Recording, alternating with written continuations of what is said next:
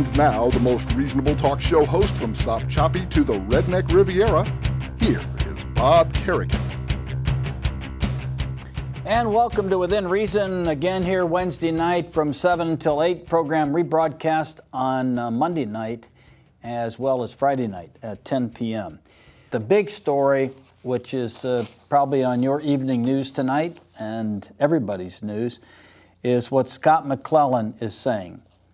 For those of you who don't remember Scott McClellan, he, in terms of his demeanor, was a very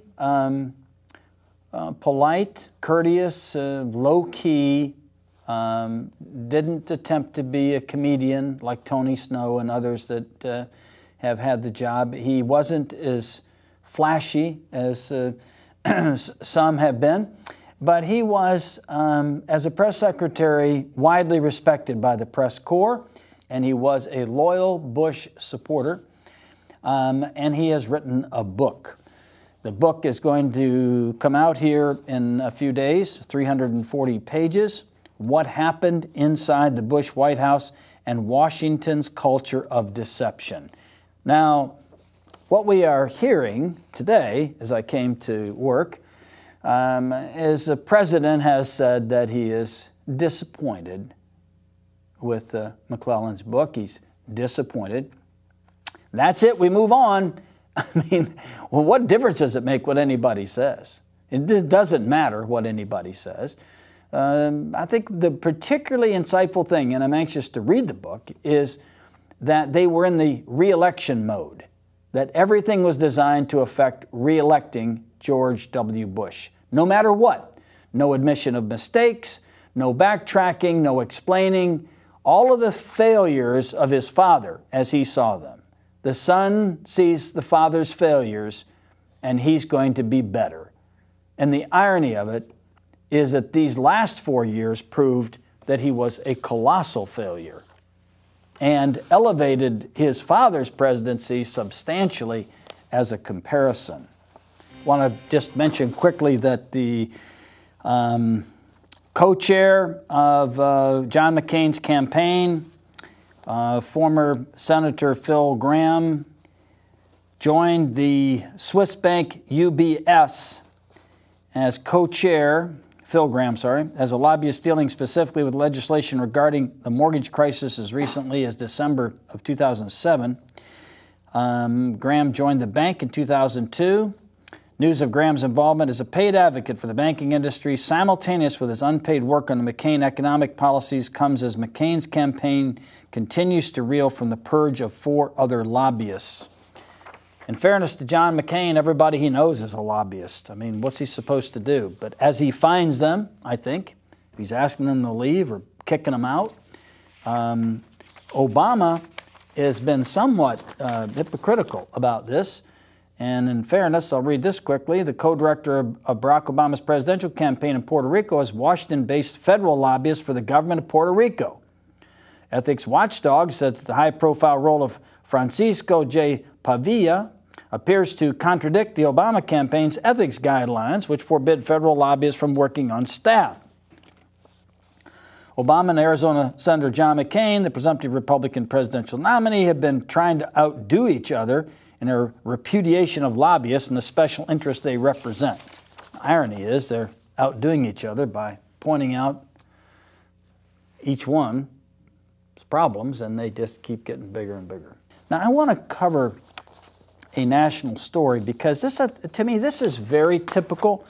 And I've got 2 stories about mistakes and how mistakes have been treated by the media. One is by Glenn Beck.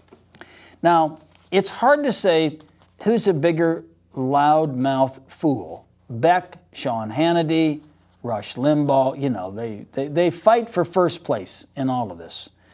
Beck just says whatever he can say to jack up the viewers to watch. The idea that he has some connection to the truth of what's said is absurd. So I was surprised when he admitted, which he just did, that he completely took out of context a statement made by Bill Clinton. Let me tell you what it was. He apologized, Beck did, for playing a cropped portion of a speech from former President Bill Clinton back in January, said taking it out of context. After replaying the portion of the speech in which Clinton said, quote, "We just have to slow down our economy," unquote, in order to combat global warming, Beck stated, "That's what we played yesterday." Now, then he says, however, if you look at the entire text of the speech, then he goes on to explain the mistake that he made. But here's what he said, okay? Yesterday, I had a Congressman, Steve King, on from, where is he from, Iowa? Yeah, Iowa. And I played a piece of audio when we got a piece of mail in yesterday, and somebody emailed us after we got off the air and said, da-da-da-da-da, and explained the mistake. But here's what Clinton actually had said. And maybe America and Europe and Japan and Canada, rich countries, would say, quote, "Okay, we just have to slow down our economy and cut back our greenhouse gas emissions because we've got to save the planet for our grandchildren," unquote. We could do that, as Clinton says.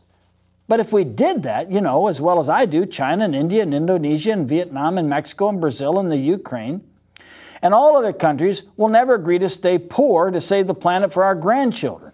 The only way we can do this is if we get back in the world's fight against global warming and prove it's good economics, and we will create more jobs to build a sustainable economy that saves the planet for our children and grandchildren. It's the only way it will work.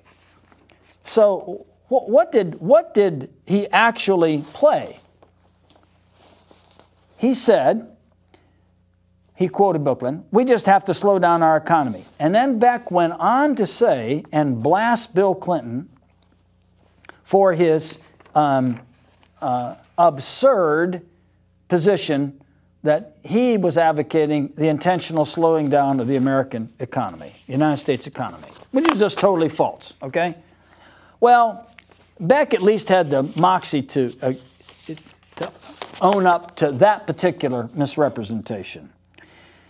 But here's another one from Robert Novak, the Republican writer for the Washington Post.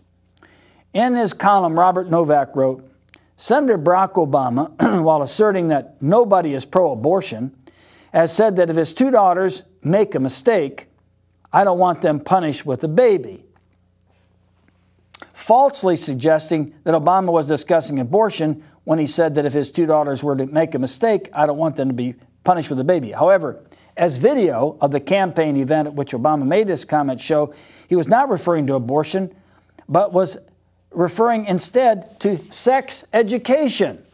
So what did Novak do? So why did Novak do it? Obama says if they really give them expensive surgery and we don't spend money on the front end keeping people healthy in the first place, so when it comes to specifically HIV/AIDS, the most important prevention is education, which should include abstinence only, should include abstinence education and teaching children to know that sex is not something casual, but it should also include other, information about contraception because, look, I've got two daughters, 9 years and 6 years old, and I'm going to teach them, first of all, about values and morals, but if they make a mistake, I don't want them punished with a baby. I don't want them punished with an STD at the age of 16. So it doesn't make sense to not give them information. You still want to teach them the morals and the values to make good decisions. So Novak intentionally made it look like Obama was saying that about his daughters, which was untrue. All right, that's enough for tonight. Thanks for watching Within Reason. We'll see you next week at this same time. And this program is rebroadcast Monday night at 10 and this Friday night at 10. Until then, thanks for watching.